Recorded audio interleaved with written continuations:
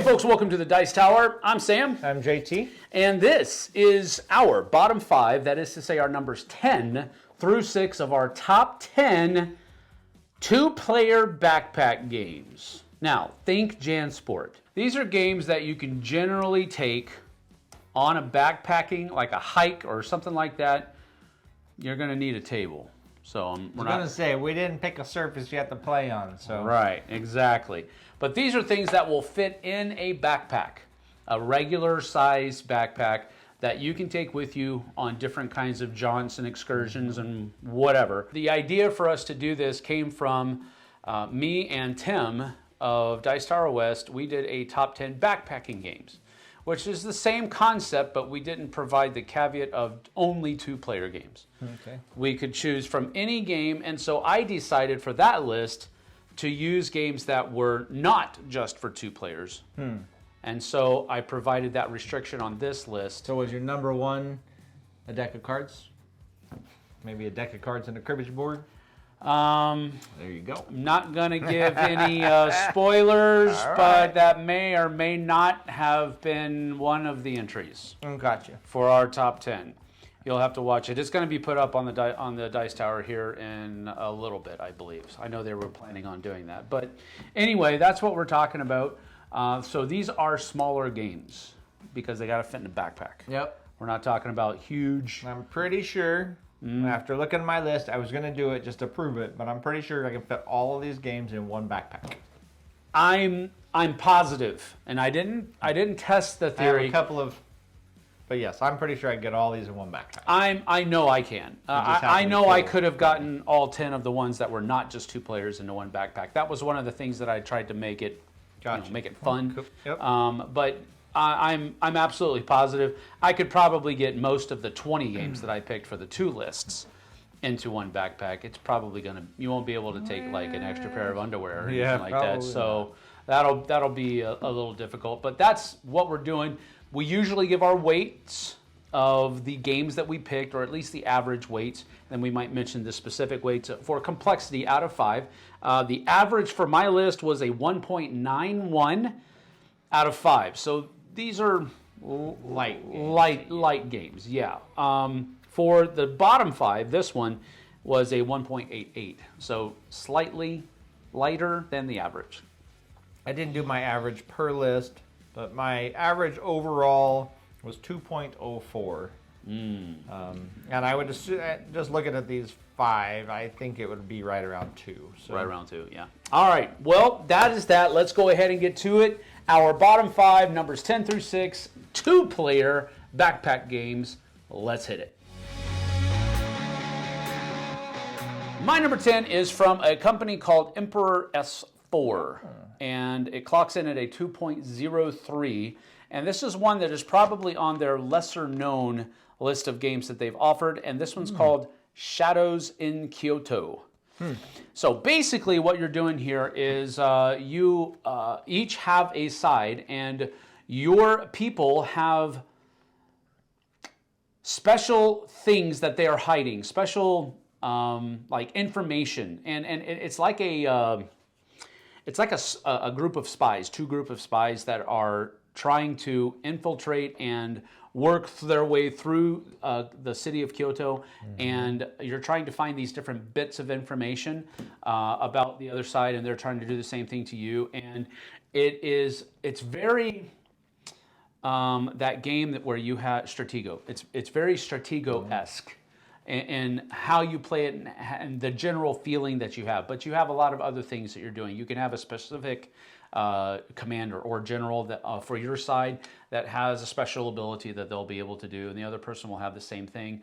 You might have some different items that your spies will be able to utilize in the fight within. But it's in that Hanamakoji universe. So all of your spies are kind of the same artwork as Hanamakoji. Gotcha. But it's neat. It's neat. And so I haven't played this one in a while, but it came up on It Belongs in a Museum a couple of weeks ago, and I've been hankering to get it back to the table ever since. My number 10, though, Shadows in Kyoto. Nice. That's nice. I haven't played that one.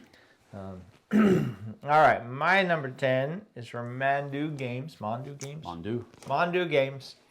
And this is 2 games rolled into one. Now, this is Jekyll and Hyde versus Scotland Yard. Ooh. Or if you like the competitive version, Jekyll versus Hyde. Yes.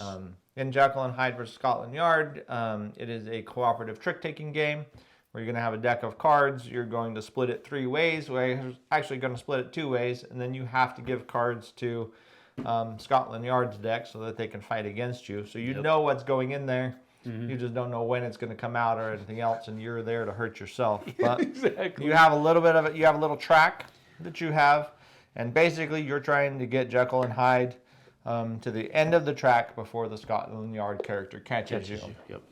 And the way the game plays, it kind of does it in a ramping scenario by scenario type of thing. And really that ramping is just it teaching you the game, because the first scenario's with fewer rules, and then it just keeps adding rules until you get to where the final game really is. I think it's chapter 5. Chapter 5 is when they're done teaching rules to you, and it just starts ramping up from there. Yeah, but then when you play it after that, you can just play it Yes, at that is correct. at that level. Yep. But so there's a whole bunch of different things in there, different rules. If I play a 1 on you, if the one of us that gets the most tricks has the most ones, then something bad could happen, or whatever else. There's just all these cool rules, and both of these games have a very cool deal where the first card played in the hand in the round, that color gets placed down as the trump. And basically what happens is there's 3 different colors, and whichever one's played last is the trump suit. But there are also these potions, and a potion gets played with a colored card. It does all kinds of special effects. It switches those trump suits. It makes you swap cards with other players. It does all kinds of, or it could even have you take a trick from somebody else.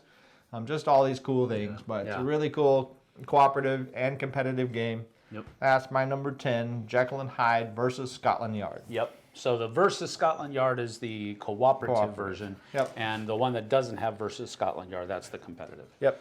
But very good game. Nice pick. All right, my number 9 is the heaviest game on my list.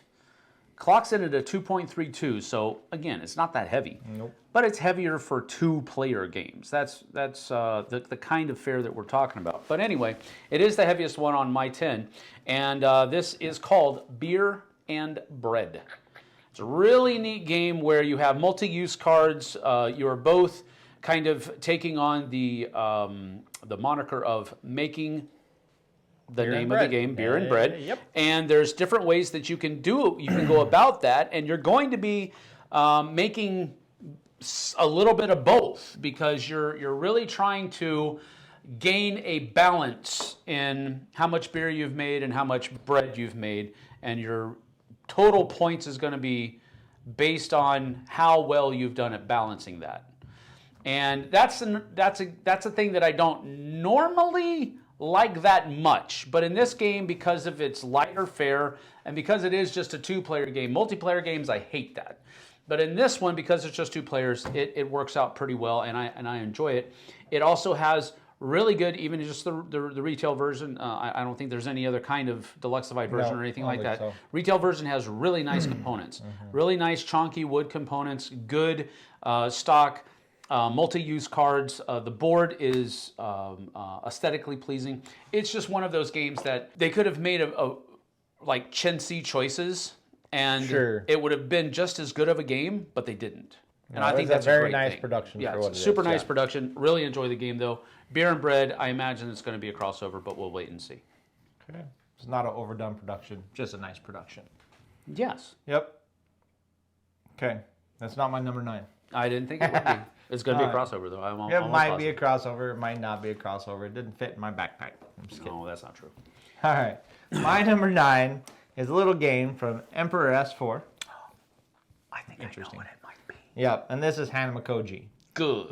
Hanamakoji is in Hanamakoji. You are trying to win the favor of the geisha, and there are different colored geisha scattered across the board, and you have to have more points on your side than on the other person's side to bring that geisha to your favor. And in that, you're playing down a rule card that says, or you're playing a rule token. Token, yeah. And that rule token says whatever. You have these few different rules. So, but I flip one over and it says I pick 3 cards out of my hand. I'm going to give them to you. You get to take 1 and give me 2 back or whatever else. But there's a lot of I split you choose in multiple different variations. It's a really cool game. There's a lot of agonizing thought process in this game. Absolutely correct. Just because the other person gets to pick first mostly. It's just a really great game. It's a really great Absolutely 2 players, super interactive. Yep. This is one of the... And it's beautiful. Yeah, it's one of the first games that I ever played that was 2-player, kind of a micro game, not really a micro game, but kind of in that family of games where it was minimal components, minimal number of components, but artwork was really good, and it just was kind of, it took me by surprise. I didn't think I was going to like this one as much as I did. Yeah, the thought process and the strategy in it Super is excruciating. way more than you expect. Yeah. Yep. Yeah, absolutely. I mean, it's like... And they call it a 1.68 for its weight, just so you know. I know. It's like, what? 1.68, and the amount, the way you have to know what to do at a certain point, I would imagine it should be more complex than that, but it isn't. Agreed. My number 8 is a 2-player science fiction game. Clocks in on a 1.92.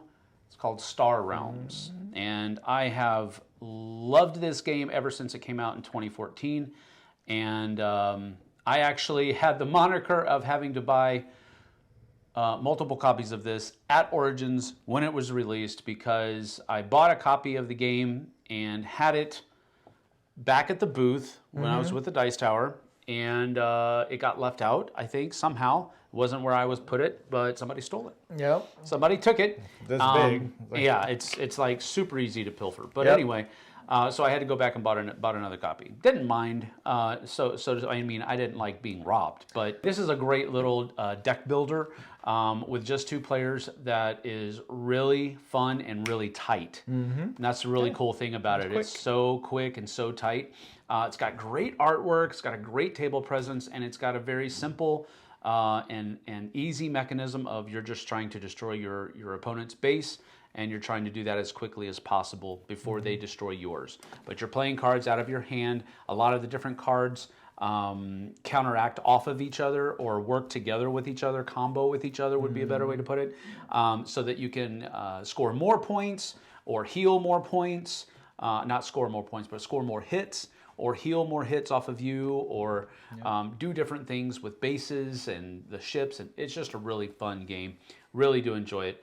But that is my number 8, Star Realms. And there's 2 other versions of this that I know of. Hero Realms, which is the fantasy version. Yep. And Cthulhu Realms. Yep. Of the 3, Star Realms, I think, has the cleanest System. iconography. Okay, The cleanest yeah. system Sure. overall. And the best art. The Hero Realms is exactly the same game, just with different art, basically. And they're not quite as pretty, or I don't think in the iconography. Yeah. And then the Cthulhu Realms, if you like, those 2 have English or whatever verbiage on them, but the Cthulhu Realms is completely, there's no words. It's all iconography. Yeah. It's language independent. Is that the right way to put it? I really like the Cthulhu Realms. It's quite a cute little. Sure. But yeah, Star Realms is great. I agree. All right. My number 8 is a game from John Perry and Arcane Wonders. And BGG took my version off. I think Arcane Wonders probably had them take my version off BGG and cram it into the original version, which blows, with all due respect. No. Tell us how you really feel, JT. My number 8 is Critters at War, Air, Land, and Sea. This is a great game. Critters at War is the best version, the best art. And this is just Air, Land, and Sea. It's just Air, Land, and Sea, yes.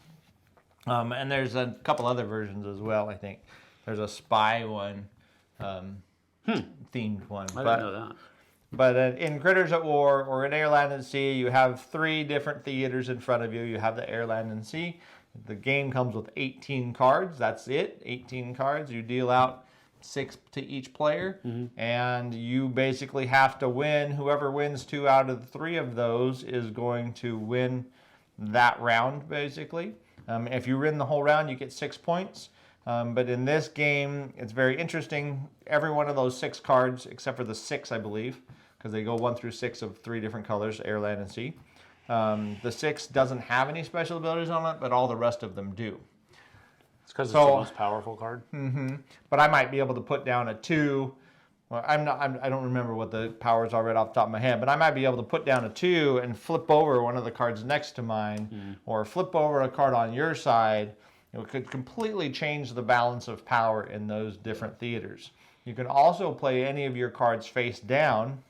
Say I need an extra couple of points in air, and I only have some land cards. I can flip it over, and I can play it face down, and it's worth 2 strength. Got it. In a different theater. Yep. But at any point, you can bow out, and you can be like, I'm not going to win this fight.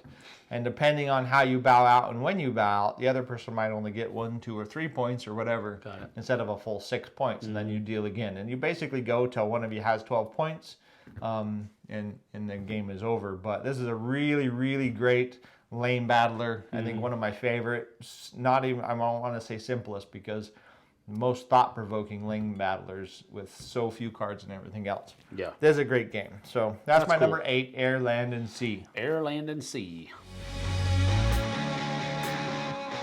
All right, my number 7 is clocks in at a 1.46. It is the lightest game on my list, game. which I was also found shocking, because I think this could be a little bit, I don't know, maybe I'm just reading too much into it, but I just felt like this could be considered a little bit of a heavier game compared to some of the other ones that are rated higher. Yeah, anyway, this one's called Jaipur. And Jaipur is a very light game, don't get me wrong. You're basically just trying to collect different sets of ingredients and stuff like that through clever card play in a market in Jaipur, the city of Jaipur. And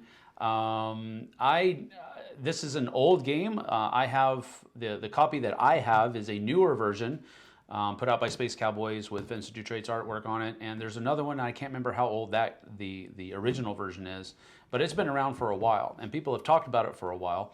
I'm late to the party, basically.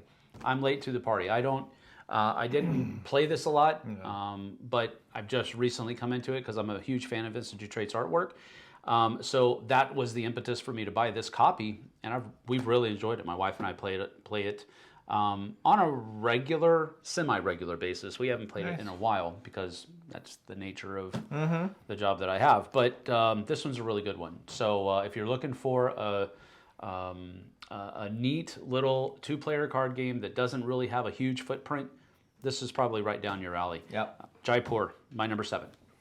Nice, good pick. My number 7 is a beautiful little game, and this is the Pocket Edition, because you can fit the regular edition in your backpack, but in a Pocket Edition, it comes in a little tiny pouch, a little amazing pouch. And that pouch is full of hexagonal tiles, and they're all covered in bugs. This game's called Hive. Hive is for those chess lovers out there. Now, chess is not on here. I don't carry around a chessboard with me, nor a checkers board. But this is for chess lovers out there. You start out with a couple of your tiles out, a couple of their tiles out. The end tile, or one of those tiles, is a queen bee, and you're trying to surround the other person's queen bee. Trick is you can surround it with their tiles as well. Not that you can move their tiles, but you can force them to almost surround it for you. But this is a really cool game where every type of bug has a different ability, a different movement set, and the hive always has to stay connected no matter how it morphs or whatever else. Just really cool. Grasshoppers jump straight across row to row, jump clear over. Ants can go anywhere on the perimeter, just like a little ant can. Spiders move 3 spaces and are creepy. Whatever else. So this is a great game. Hive Pocket is awesome. It comes, like I said, a little bag, just like that big. You can put it anywhere. Are the pieces smaller too? Put it in your pocket. Than the Yeah, regular one? they're still nice. Yeah, they're cool. Probably maybe not even quite an inch, probably 3/4 of an inch in diameter. So, but this is a great game. And this is the version that I have that I've kept. The bigger ones are big tiles. Yeah. Which is nice too, but the little ones work great. So my number 7, Hive Pocket. That's a good one. Gen 42 Games. That is a good one. Yeah, and you describing it as being for chess lovers, that nails down why I'm not good at this game. Yeah. I'm just, it's a great game, but I never could really figure it out well. It never meshed well with my brain. On your turn, you either get to put one of your bugs that's already not on the board connected to one of your other bugs, or you get to move one of your bugs, and that's all you get to do. So, piece by piece, definitely for it's a good one. Chess type strategies. Good. Okay. All right, my number 6 clocks in at a 1.68. That should sound familiar because it is a crossover. And this one is Jishia Academy or Hanamakoji. Hanamakoji and Jishia Academy are the same game. They just have different artwork and different contexts, basically. As you heard earlier with Hanamakoji, you're trying to curry the favor of different geishas to be part of your nightclub, whatever it might be. With Jishia Academy, you are professors in a university, and you're trying to curry the favor of different students to be part of your class. I didn't know either one of those themes. Oh, really? Yeah. You're trying to win the geisha. No, that's or the little dude. Yeah, that is what you're trying to do. You're trying to get them to you're trying to get them to come work in your establishment. Nice. Gotcha. That is basically what it is. But just like we said earlier, this is a very tense, battling, like tug of war feeling where you could literally give the cards to your opponent that they're going to use to beat you. And really it's those kinds of you basically have, I think it's four tiles. 4 different tiles. One of them is and they're mostly I pick you choose. So one of them is you choose 3 cards out of your hand and lay them on the table. They get to pick 1, you get the other 2. Yep. The other one is lay 4 cards on the table. They get to pick 2, you get to pick 2. And then there is one where you can save a card for later to be played later. Yep. And then there's another one where you're just placing a card out of the game, out of that hand. Oh yeah, I forgot about that one. So those are the 4 things that you have to do, and they have to do the same thing. Yeah, and they have to do the same thing. Correct. So once both players have done all 4 of those actions, you check to see who has the most favor of these different geishas, and you're trying to get 3 geishas or a total of 12 points of favor among the geishas, and it's one of those things where it is amazingly excruciating on every single turn. It's really fun. Really enjoy this game a lot. And that's my number 6, the last one for this segment, Jishia Academy or Hanamakoji. You pick your context. Nice. All right, my number 6 is another crossover. So we had... I know what it is. 2 crossovers in this list, right? Well, it's going to be... And this is a space-themed game called Star Realms with beautiful little cards, beautiful little ships, and I get to blow your bases out of the sky. That's all I care about. All your bases will belong to us. Yep. Star Realms is definitely a 2-player game, just so you know. But other than that... You can play it with more. This is a deck building game. Not that good. Where you start out with a very simple set of cards that either give you buying power or a little bit of damage, but you have a card row in front of you. You're going to be buying new cards, new ships, you know, blob ships and Federation ships and whatever else. And there's a lot of strategy in just what you have to buy to start the hand and how you build from that as you go. You know, to defeat them later on. So it's just a really fun game. It's a great game. You can take it anywhere. You can drop it down, small footprint, and it's just a lot of fun. Absolutely can. My number 6 is Star Realms, which has already been mentioned. Yes, it has. That is my last one for this half. That is a great pick. 2 crossovers in 5 games. That should give you a little bit of a precursor as to what's going to happen on the top 5. Actually, I don't think. Well, I don't know. Let me see. Possibly some more crossovers in the top 5. I don't know. Possibly some more crossovers for sure. The good thing is that you don't have to wait another week to go check out the top 5. You can head over to the Flipside right now because it has been available ever since this video has been available. You can go over and do that. But before you go over there, leave us a like, leave us a comment here, and let us know what games we've missed so far. Don't tell us what games we missed until you get to the top 5. Then tell us what games we missed once you have them all. Come on. Just talk. Just talk. Yeah. We'll interact. We'll read everything, and we might respond to you. We'll just have to see. If you are particularly inflammatory, we probably won't. But we'll read it because we read everything. After you're done with that, head on over to the Flipside. Check out our top 5. You can do that right now. Please. We'll see you on the flip side, folks. Take care. Later.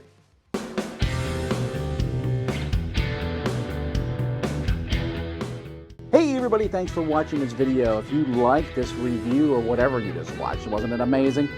Check out our channel, Dice Tower.